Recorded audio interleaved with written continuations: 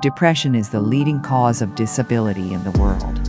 In the United States, close to 10% of adults struggle with depression. But because it's a mental illness, it can be a lot harder to understand than any other physical pain. Let's say, cancer. One major source of confusion is the difference between having depression and just feeling depressed. Almost everyone feels down from time to time. Getting a bad grade, losing a job, having an argument with loved ones, even a rainy day can bring on feelings of sadness. Sometimes there's no trigger at all. It just pops up out of the blue. Then circumstances change, and those sad feelings disappear. Clinical depression is different. It's a medical disorder, and it won't go away just because you want it to. It lingers for at least 2 consecutive weeks and significantly interferes with one's ability to work, play, or love. Depression can have a lot of different symptoms like a low mood, loss of interest in things you'd normally enjoy, changes in appetite, feeling worthless or excessively guilty, sleeping either too much or too little, poor concentration, restlessness or slowness, loss of energy, or recurrent thoughts of suicide. If you have at least 5 of those symptoms, according to psychiatric guidelines, you qualify for a diagnosis of depression. And it's not just behavioral symptoms. Depression has physical manifestations inside the brain. First of all, there are changes that could be seen with the naked eye and X-ray vision. These include smaller frontal lobes and hippocampus volumes.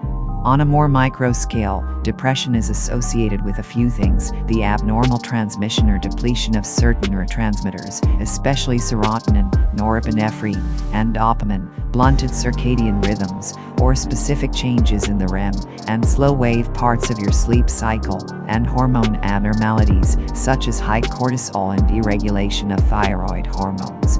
But neuroscientists still don't have a complete picture of what causes depression.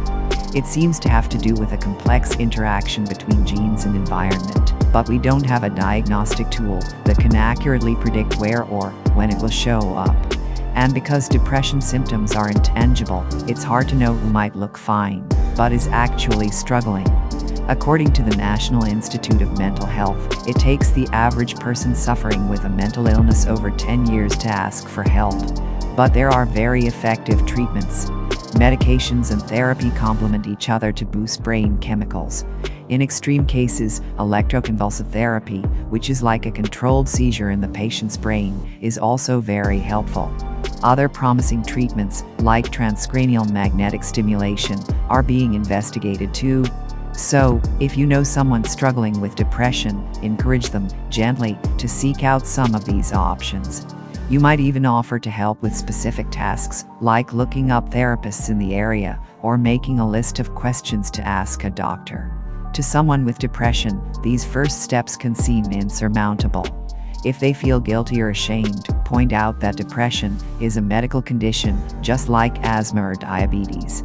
It's not a weakness or a personality trait, and they shouldn't expect themselves to just get over it any more than they could will themselves to get over a broken arm.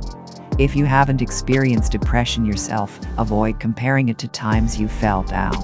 Comparing what they're experiencing to normal, temporary feelings of sadness can make them feel guilty for struggling. Even just talking about depression openly can help. For example, research shows that asking someone about suicidal thoughts actually reduces their suicide risk. Open conversations about mental illness help erode stigma and make it easier for people to ask for help. And the more patients seek treatment, the more scientists will learn about depression, and the better the treatments will get.